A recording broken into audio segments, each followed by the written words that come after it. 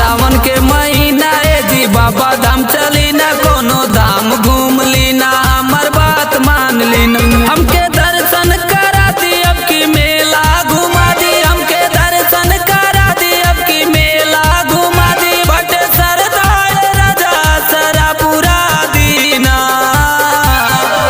आइल सावन के महीना ए जी बाबा धाम चली ना, कोनो धाम घूम ली ना, हमर बात मान ली ना। आइल सावन के महीना ए जी बाबा धाम चली ना, कोनो धाम घूम ली ना, हमर बात मान ली ना।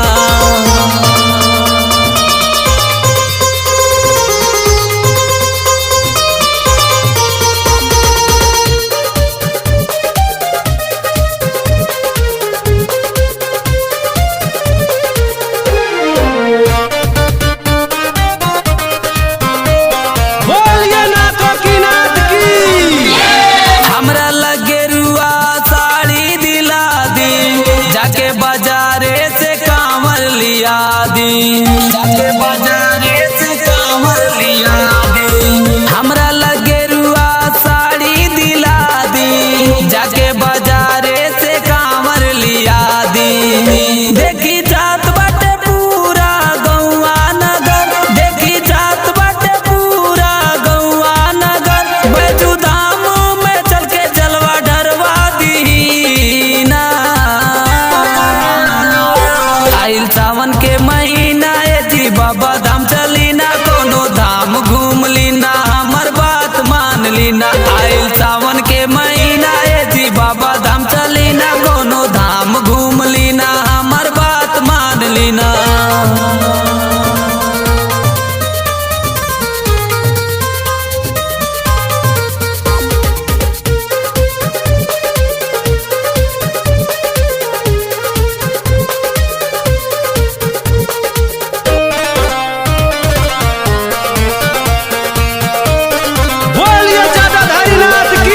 हमनी पे बाबा जदी हो कब सहाई, मम्मी हम बनब रउआ पापा कहाई, मम्मी हम बनब रउआ पापा कहाई।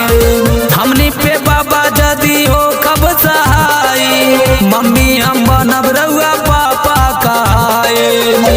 इहे बाटे रिक्वेस्ट टाइम करी जनी बेस्ट, इहे बाटे रिक्वेस्ट टाइम करी जनी बेस्ट। लड्डू मिश्रा जियाना कानी करी ना।